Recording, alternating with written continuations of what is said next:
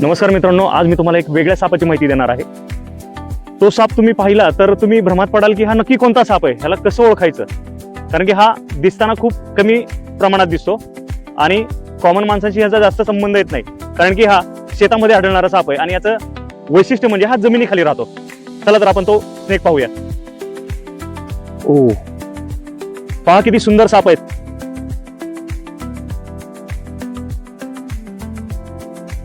हे आहेत सँड बोआ, याला डुरक्या गोनस असं म्हटलं जातं.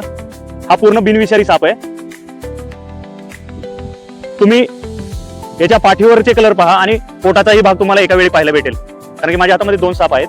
हा बिग साईज आहे याच्यामध्ये आणि हे दोन बेबी आहेत.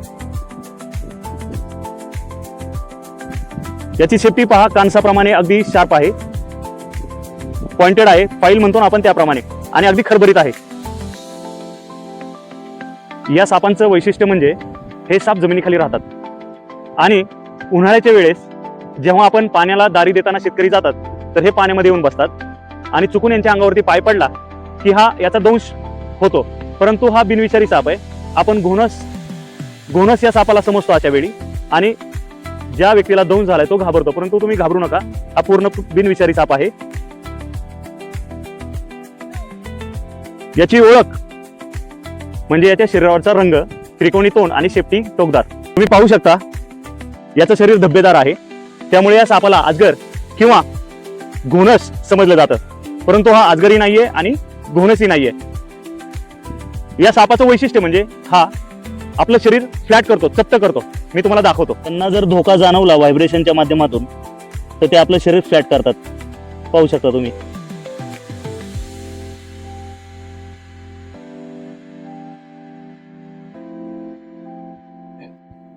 या सापाची लांबी 2 ते 2.5 फूट वाढते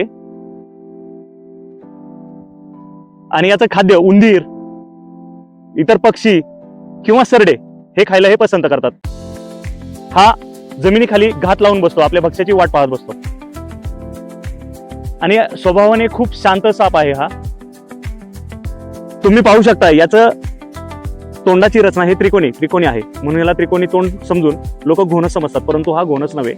आणि शरीरावरती मातकट आणि चॉकलेटी रंगाचे धब्बे आहेत, त्यामुळे याला अजगराचं देखील पिल्लू समजलं जातं. हा साप हा शेतामध्ये जास्त प्रमाणात आढळतो आणि एप्रिल एंडिंग आणि मे महिन्यामध्ये जास्त प्रमाणात हे साप सापडायला चालू होतात. इतर वेळी हा साप खूप दिसत नाही. एप्रिल आणि मे मध्ये का सापडतो तर वातावरणाच्या चेंजेसमुळे, कारण की हीट असते, जमिनीखाली हे साप राहतात, त्यामुळे झड जमिनीमध्ये वाढली की हे बाहेर पडतात, त्यामुळे आपल्याला दिसायला चालू होतात. परंतु याला घोणस समजून आपण मारतो किंवा अजगर समजून आपण याला मारतो, तर कृपया ह्या सापांना मारू नका. हा पूर्णपणे बिनविषारी साप आहे. याचं वैशिष्ट्य म्हणजे ह्याची त्रिकोणी शेपटी एखाद्या कांसाप्रमाणे खरबरीत असते आणि हे खूप शांत स्वभावाचे साप आहेत. हे खूप शांत स्वभावाचे साप आहेत. दिवसल्या गेला तरी चावत नाही. शेतामध्ये किंवा काही काम करत असेल मातीमध्ये तर तो कशा प्रकारे चावतो आपल्या पायाला किंवा हाताला हे तुम्ही लाईव्ह पाहू शकता.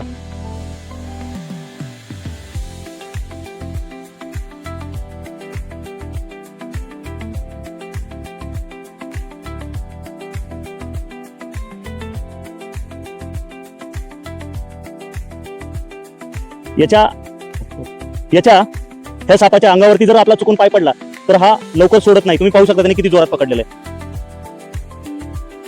पाहून घ्या, तो पहा.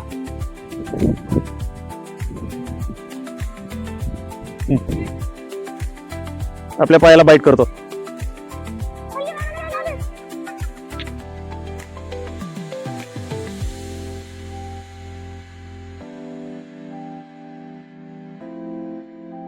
तर चला आपण यांना त्यांच्या अधिवासामध्ये सोडून देऊया.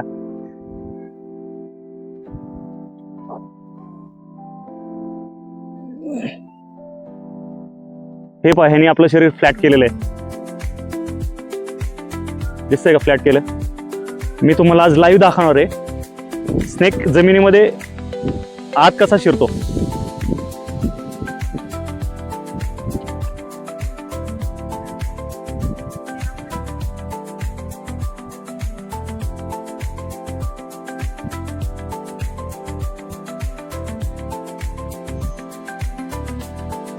तुम्ही पाहू शकता तो जमिनीमध्ये चाललाय.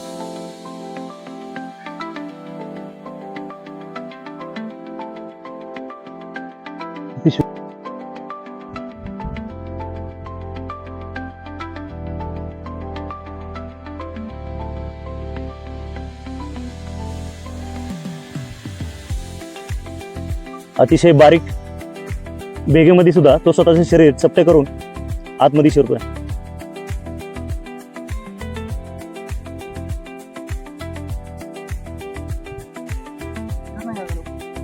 जागा नाही.